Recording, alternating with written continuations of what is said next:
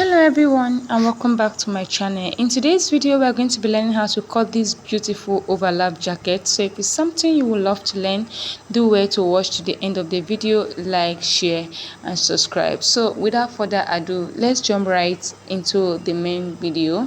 So from the top here is our starting point and our shoulder line. My paper is on fold. We are cutting the front pattern first. So I'm going to come down to take my vertical measurement. For my shoulder to my bust point is 9.5 inches. I'll mark that and then extend the point across. Then coming down from the shoulder again, I'm going to come down to mark my waist point. From my shoulder to my waist is 15 inches. I'll mark that and then extend the line across as well. Then I'll come down from the shoulder line to mark the full length. So I'll be marking 24 inches as the full length. It depends on what you want at this point. It can be lesser or higher than this, longer than this. Okay, so I'll just go ahead and extend this point across. So this is my top length, this is my waistline, and this is my bust line. These are the measurements we need for this tutorial. So I'm going to come to this shoulder line, divide my shoulder by 2. At that point I'll come down by 1 inch for my shoulder slope. I'll come here to mark my neck width of 3 inches. I'll connect from the shoulder slope all the way to the neck width. So I'm going to come down to mark my neck depth. I will be marking 3 inches and I'll connect from the shoulder from the neck width all the way to this point. The next thing is to mark my chest line, and to mark your chest line you divide your bust by 6, then add 1.5 inches to the measurement. I got 7. I will extend this point across. So on my chest line here, I'm going to mark my shoulder measurement here, and I'm going to connect from the shoulder slope all the way to this point. I'm going to come to this line, divide it into 2 equal halves to get a midpoint. At that point I'll go in by half an inch. I'll come to the chest line, divide my bust circumference by 4, and I will connect all these points to form my armhole this way.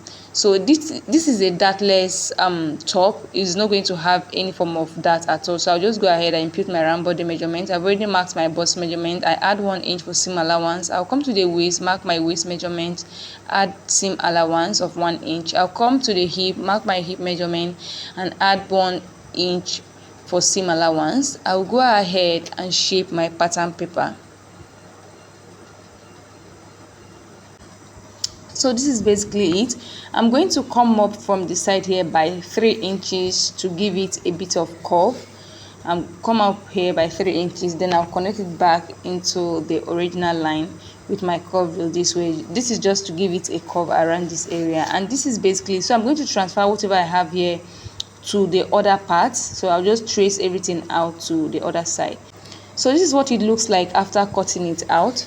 So I'm just going to make a straight line here to know where our center is, all right, to make it visible. So I'm going to come down from this shoulder by 6 inch, and I'll connect from this other shoulder to that 6 inch. You can use your free hand to do this, or you can just use your cuff to just connect this way. Then I'll connect it back into the shoulder line this way, and I'm going to come out from here, like let's say ½ inch. I'm just going to come out from here like ½ inch. Then from the waistline I'm going to come down, let's say like 1.5 inches from the waistline. This is where our buttons will stop, all right.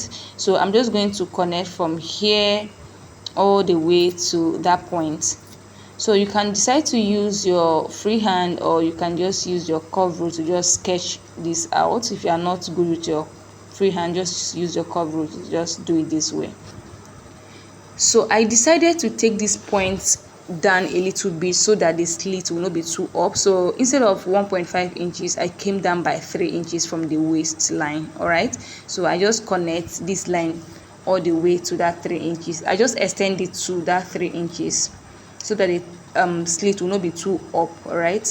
So it depends on what you want though. You can just even leave it at your waistline. It depends on what you want. So from this center here, this is our crease line here.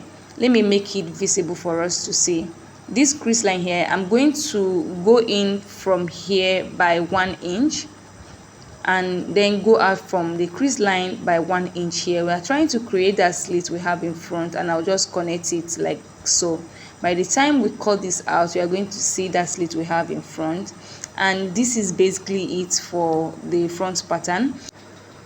this is where our buttons will sit. You can see everything coming together already. So this is basically it. So we are going to add like 1 inch to this other part, okay, because this top is supposed to overlap, this other side is supposed to overlap the other side. So we are going to cut this out, and I'm going to add extra paper.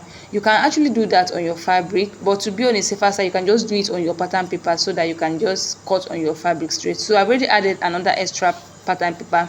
So I'm going to be marking 1 inch here all the way down.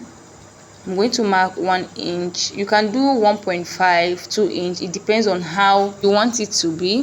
So I'm just going to connect these points with a straight line this way, and I will just go ahead and cut this out. This is basically it.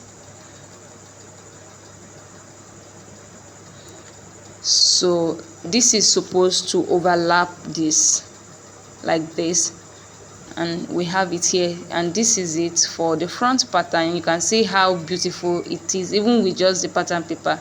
So I'm just going to keep this aside just so we can draft the back pattern. So for the back pattern, I've already gone ahead to rule out the necessary lines, my bust line, waistline, and the top length. I'm going to come to the shoulder line, divide my shoulder by 2. I'll come down by 1 inch for my shoulder slope. I'll mark my neck width of 3 inches. I'll connect from the shoulder slope to the neck width, and I'll come down here to mark the neck depth of 1 inch. I'll connect from the neck width with my curve rule all the way to the 1 inch this way, and I'll come down to mark my chest line just the way we did for the front. Divide your bust by 6, add 1.5 inches to the measurement, and I will extend this point across. On my chest line, I will mark my shoulder measurement here, and I will connect from the shoulder slope all the way to this point. I'll come to this line, divide it into 2 equal halves to get the midpoint. At the midpoint, I'll go in by ½ an inch, come to the chest line, mark my bust measurement here, and connect my armhole. The next thing is to impute my round body measurement. We've already marked my bust measurement here. I'll come to the waistline, mark my waist measurement.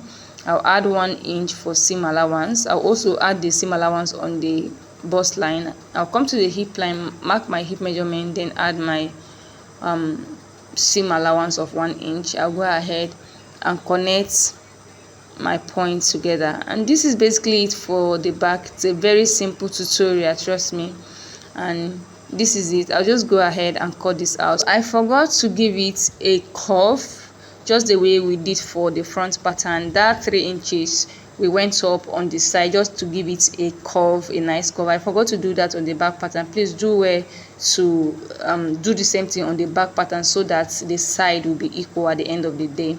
You understand, right? Just go up by that 3 inches and connect it back with your curve just the way I did for the front. And this is basically it for this tutorial. If you find this video helpful, do well to like, share, and subscribe. And if you have any question, drop it in the comment section. Thank you so much, and I will see you in the next video.